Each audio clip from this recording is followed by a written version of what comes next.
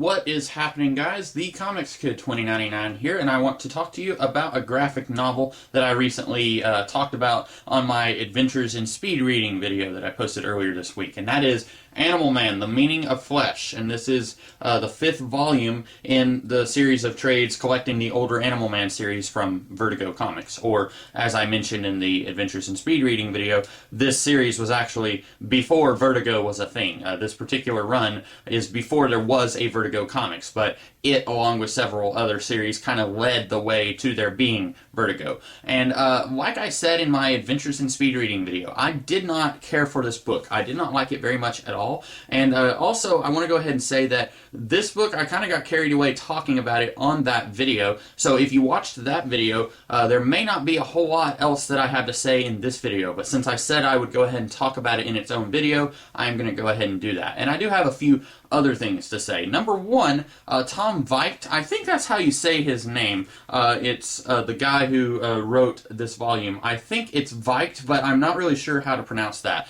His run actually started in issue 33, and so the first chunk of his run was collected in the previous volume of Animal Man, which I reviewed probably over a year ago, and I don't remember much about the first chunk of his run. I do remember a little bit about it, about how Buddy was working in the movie business as a stuntman and was using his powers to create stunts for movies. I remember a little bit of that, but other than that, I don't remember much about the first several issues of Veikt's run. And here, one of the problems that I have with this book is that not a whole lot happens. There's some stuff that feels like it's going to be big and it's going to lead to a payoff, and then there is no payoff. Like I mentioned, there's this comic book writer who writes a comic book that Buddy's son reads, and he dresses up like the superhero that he writes comic books about, and you're thinking there's going to be an entire issue about this dude in the real world dressing up like the Punisher. He's basically the Punisher, and he's going to go out there and somehow he's going to cross paths with Buddy, and then Buddy is going to have to stop this guy from killing innocent people, or at least people who don't deserve to be killed. And you think that's going to happen, but no, there is no payoff to that. I don't know if Tom Veikt actually had plans to stay on the title past issue 50, or if he was just kind of doing a stream of consciousness thing where, you know, I'm going to throw this out there and then maybe I'll get around to tying up that plot line later, maybe I won't. But there's that. At one point, Cliff runs away from home and he gets lost, which is really weird how he runs away from wherever it is that the Bakers live. He's trying to go to his grandma's house, Buddy's mother-in-law, and I guess he gets lost along the way, and then he's kidnapped by his uncle, or I guess it's Ellen's uncle, so it would be his great-uncle. And that's not dealt with, number one. We never see Cliff get reunited with his family, and I'm assuming that that will get picked up in Delano's run later on. But it's really strange that both Ellen and Buddy both alternate between being extremely worried about Cliff to being, he's 12 years old, who hasn't hitchhiked across America at the age of 12. And it's really strange how they just kind of, it's okay, he'll find us or he won't. And of course, Cliff has always been a bit of a butthead in this series, so maybe that's why, maybe they're finally happy to get rid of this butthead of a kid, but I don't think so. I think it's just bad writing. But one of the big things that I didn't like about this run is something that I talked about in my previous video this week. But the thing is, in my opinion, Animal Man works best the way Grant Morrison handled him. And like I said, Grant Morrison's way is not the only way. It's just, in my opinion, that is the best way. And you look at any other run on Animal Man, and you can pretty quickly see, okay, this didn't really work, this didn't really work, people didn't latch on to these other stories by these other creators, and in my opinion, it's because they're veering away from the formula that Grant Morrison set down in his 30-something issues on the book. And Grant Morrison did a really great job of balancing Buddy Baker as a family man and weird, bizarre superhero stuff as an overall theme of his series. But also, Morrison didn't really go with the extremely weird stuff early on. For the first half of his run, Buddy Baker basically was just targeting poachers and people who are cruel to animals.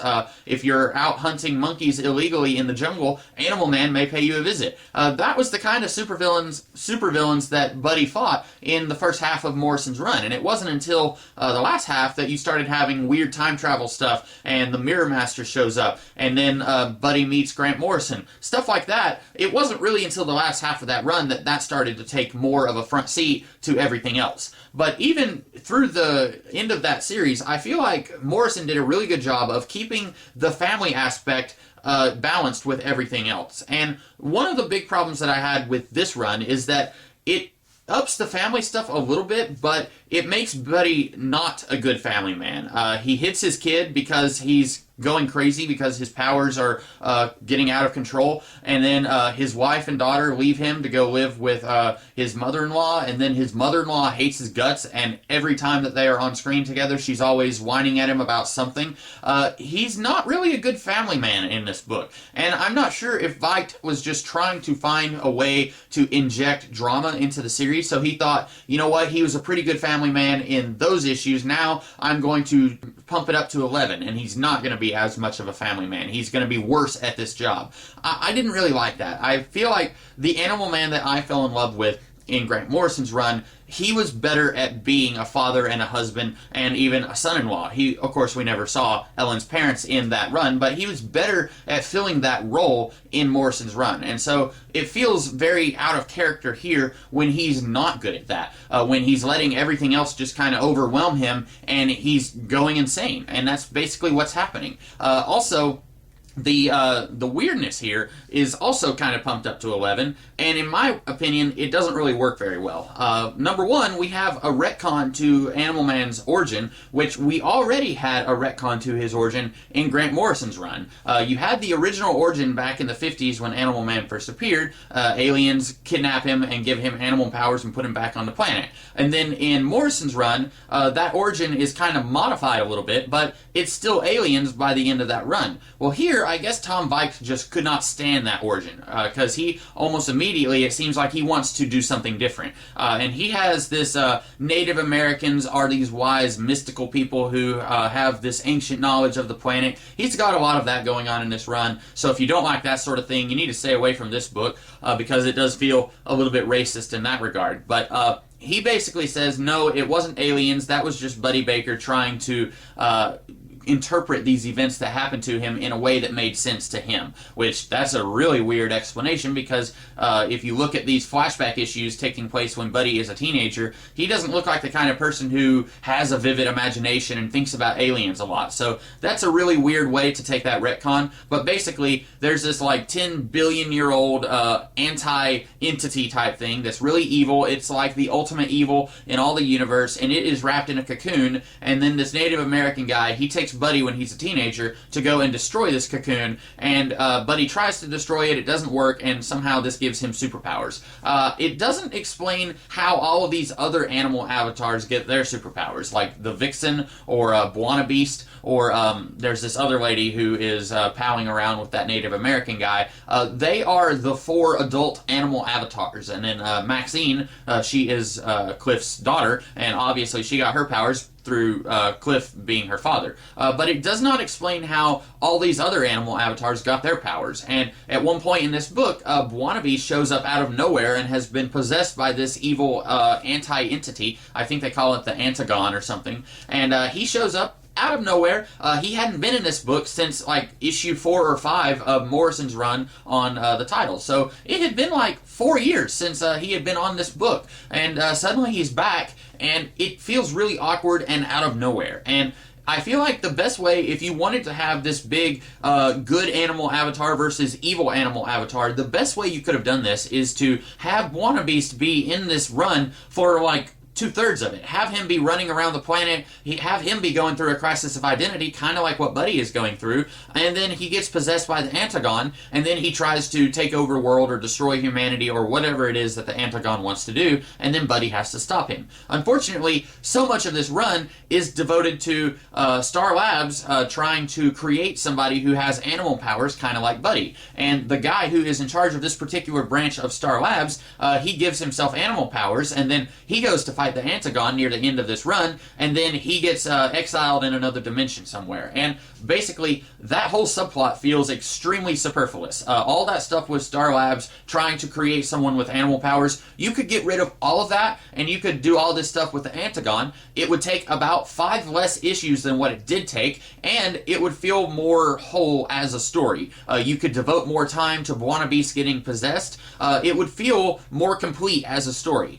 This run is not very good, and a lot of this I already mentioned in my video earlier this week, but I just couldn't get into it. I wanted to like it because I really dug the previous Animal Man volumes, even Volume 4, which I felt like was a little jarring because half of it is Peter Milligan trying to out Morrison, and then the other half is Tom Veikt trying to get Animal Man back into a place where you can do ongoing stories with him, and I think I was willing to give the benefit of the doubt to Veikt in the beginning of his run because he was trying to get Buddy back into a place where he could do stories about Buddy, because Morrison ended his run in a very weird place, and then Milligan just took things even weirder and didn't even try to get Buddy back into a normal sense of what could be going on with him.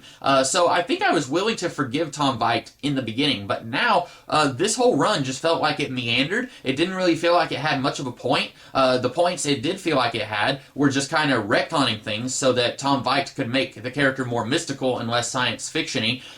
I didn't really like this. Having said that, I do plan on getting some of the future volumes of this series of trade paperbacks because Tom Veikt's run ended here, and Jamie Delano's run begins in Volume 6. I don't know if Delano's run is any good. It may be just as bad as Tom Veikt's, kind of directionless and just running around meandering for a couple volumes. I hope not. I really hope that his run is better than this. But those are my thoughts on Animal Man, The Meaning of Flesh. I hope that you guys liked this video, and in the future, whenever I talk about books in my Adventures and Speed Reading videos, I'll try to not talk about them very much in the Adventures and Speed Reading videos so that if I want to do a full-on video about those books later on in a week, it won't feel like I'm just repeating myself so much.